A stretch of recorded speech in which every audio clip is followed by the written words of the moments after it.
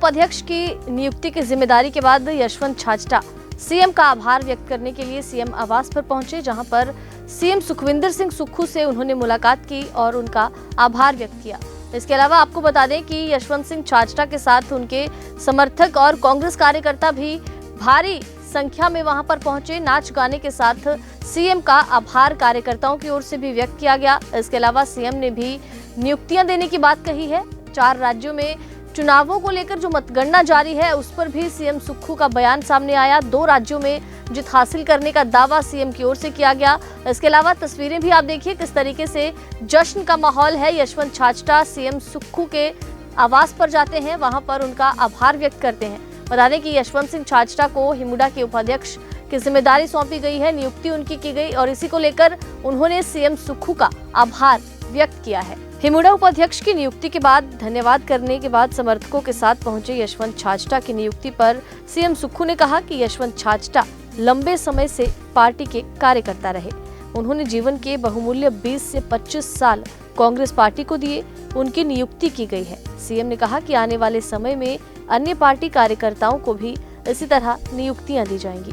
तो वहीं हाल ही में 5 राज्यों में हुए चुनावों के बाद 4 राज्यों की मतगणना जारी है। इसको लेकर सीएम सुक्खू ने प्रतिक्रिया दी है। कहा है कि नतीजे आएंगे तो उसके बाद 2 राज्यों में कांग्रेस सरकार बनाएगी। शुरुआती रुझानों में 3 राज्यों में बढ़त को लेकर भाजपा आक्रामक है और देश में केवल मोदी की गारंटी चलने की बात कह रही है। इसको लेकर सीएम सुखविंदर सिंह सुक्खू ने भाजपा पर भी निशाना साधा है।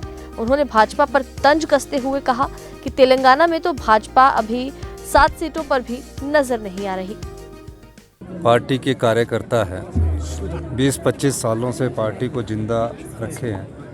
आने वाले समय में और भी नियुक्तियां उनकी की जाएगी और इस संदर्भ में छाजटा जी हमारे काफ़ी साल से कांग्रेस पार्टी का कार्य कर रहे थे, इनकी नियुक्ति हुई है और निश्चित तौर पर सभी वर्कर्स को हम जो NSA यूथ कांग्रेस सब जगह से निकले हैं उनकी और जो पार्टी का झंडा पिछले 25-26 साल से उठा के रखे हैं उन सब की नियुक्ति आने वाले समय में की जाएगी। सर अच्छी फाइट हो रही है।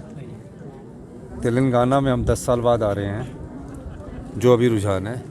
छत्तीसगढ़ में नेक टू नेक चला हुआ है और छत्तीसगढ़ में अभी 3 राउंड की काउंटिंग हुई है, 15 राउंड होते हैं। जैसे हिमाचल के रिजल्ट थे ना, उसमें शुरू में पहले बीजेपी काफ़ी आगे जा रही थी। तो मुझे लगता है कि 2 स्टेट्स में कांग्रेस आएगी और तीसरी स्टेट में नेक टू नेक हमारी जीत की संभावना है। जब तक काउंटिंग 1-1.5 बजे के बाद ही पूरा रिजल्ट क्लियर पता लगेगा। मेरा मानना है कि कांग्रेस बहुत अच्छा परफॉर्म कर रही है। सर बीजेपी कह रही है कांग्रेस की गारंटी फेल है, देश में एक ही गारंटी चलती है, वो है मोदी की गारंटी। इस पर आप देखिए ना, लोगों के वोट जो है ना वो कांग्रेस के पक्ष में पड़े। तेलंगाना में तो 7 सीटें नहीं आ रही बीजेपी की, तो कौन सी गारंटी चली।